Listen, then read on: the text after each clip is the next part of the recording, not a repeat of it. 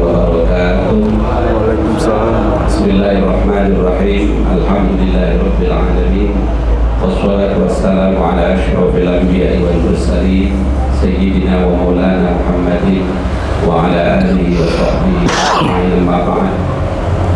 Yang sama-sama kita muliakan para kiai, para alim, para pengurus Al-Bilad Tour and Travel, dan yang sama-sama kita hormati, banggakan seluruh jamaah umroh Al-Bilad Tour and Travel pada hari ini berjumlah 39.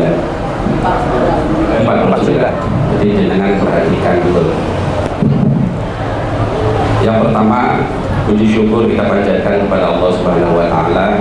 Hari ini kita bisa bersilaturahmi dalam rangka mengabdikan keberangkatan panjenengan semua. Tentu ini sesuatu yang patut disyukuri, karena tidak semua orang punya uang bisa berangkat. Karena orang punya uang juga kadang-kadang tidak punya waktu. Panjenengan punya kemampuan delalah, tidak hanya satu orang, ada yang berangkat dengan keluarga. Ini suatu nikmat yang patut disyukuri, dan tidak semua orang bisa melakukan seperti itu. Yang pertama, saya ucapkan selamat dan sukses selalu kepada Al-Bilad Tour, manajemen Al-Bilad Tour and Travel, bahwa ini untuk kesekian kalinya saya diundang untuk ikut mensyukuri keberangkatan jamaah. Jadi saya di sini aja sudah 2 kali mungkin. Sebelumnya di Jalan Sulawesi, ini sudah pindah ke sini. Dan mengapa harus Al-Bilad Tour? Karena izin dan sudah terakreditasi A. Jadi panjenengan tidak usah khawatir keabsahan dari izin dan semua perangkat hukum yang membolehkan untuk menangani tour and travel khususnya umroh itu sudah selesai dan baik. Maka jenengan tidak salah pilih. Alhamdulillah, saya ucapkan maju terus untuk membantu jamaah khususnya Pekalongan dan sekitarnya. Apalagi ada yang dari Lampung ya, Ustaz Ilyas ya, dari Lampung.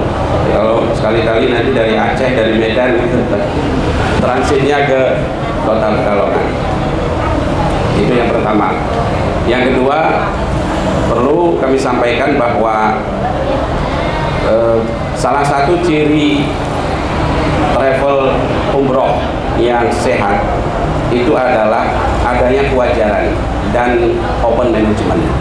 Jadi semua orang bisa tanya, bisa tahu siapa pengurusnya, siapa yang bertanggung jawab, dan itu yang sudah dilakukan oleh Ustaz Ilyas dan manajemen.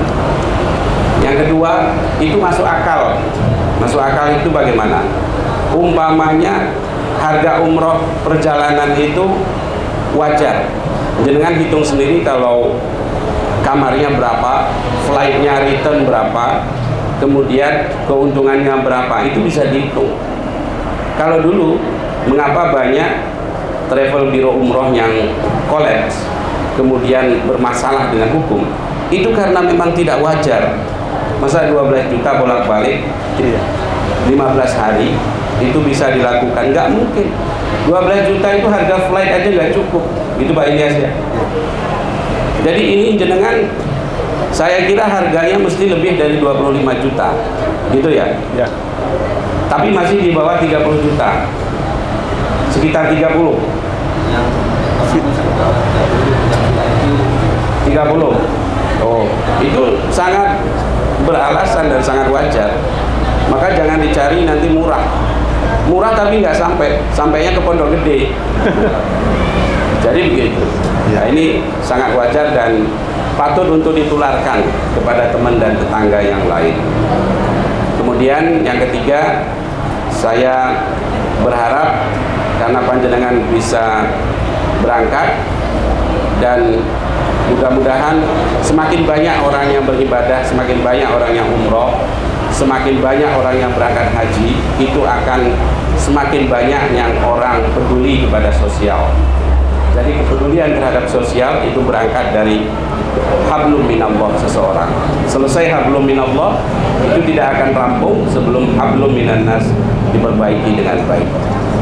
Dan saya kira panjenengan ini umpamanya bayar 30 juta itu hanya 10 hari, itu sudah hampir sama dengan biaya haji, karena tahun kemarin sudah 90 juta lebih biaya berangkat haji. Cuman yang dibayar jamaah itu sekitar 40 juta. Lebihnya dari mana? Itu disubsidi dari tabungan panjenengan sendiri yang ada di bank. Jadi bukan sepenuhnya disubsidi pemerintah. Bahasanya subsidi pemerintah, tapi hasil manfaat dari tabungan jamaah yang ada di bank. Jadi luar biasa. 50 juta itu ditanggung pemerintah, itu hasil tabungan kita itu belum cukup. Paling hasilnya baru 15 juta, tapi dibiayai pemerintah sekitar 50 juta. Dan tahun depan itu betul-betul kalau 50-50 bayarnya 100 juta, itu berangkat haji itu sekitar 45 sampai 50 juta. 50 jutanya kira-kira dibayar oleh pemerintah melalui manfaat yang di tabungan kita. Jadi pemerintah dan DPR ini masih membahas, kemudian nanti kesepakatannya mudah-mudahan menguntungkan jamaah. Kalau saya kan yang penting menguntungkan jamaah, ya pemerintah juga harus bisa melaksanakan dengan baik. Terakhir, harapannya mudah-mudahan perjalanan umroh panjenengan berjalan dengan baik tanpa ada halangan suatu apapun. Saya minta doanya, mudah-mudahan Kemenak Kota Pekalongan juga bisa melayani dengan setulus hati. Tadi melayani dengan sepenuh hati. Kalau tagline-nya Kemenak Kota Pekalongan, melayani dengan setulus hati. Jadi kalau jenengan minta pelayanan ke Kemenak Kota Pekalongan, insya Allah cepat, tepat, mudah, nggak bayar. Nggak ada yang bayar untuk melayani apapun. Tidak ada yang bayar kecuali nikah. Kalau nikah bayar, Pak. Kalau nikahnya di rumah, di masjid, penghulunya datang bayarnya 600.000, itu pun di bank, bukan ke penghulunya. Tapi kalau nikahnya di kantor, di jam kerja, nggak bayar. Kalau jenengan nikah yang kedua, bayar. Boleh Pak, resmi ya? Iya resmi, tapi kan ada ibunya, nggak boleh. Ini guyon ya.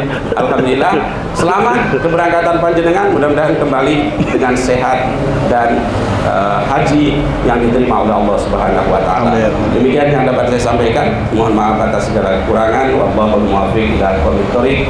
Wassalamualaikum warahmatullahi wabarakatuh. Waalaikumsalam.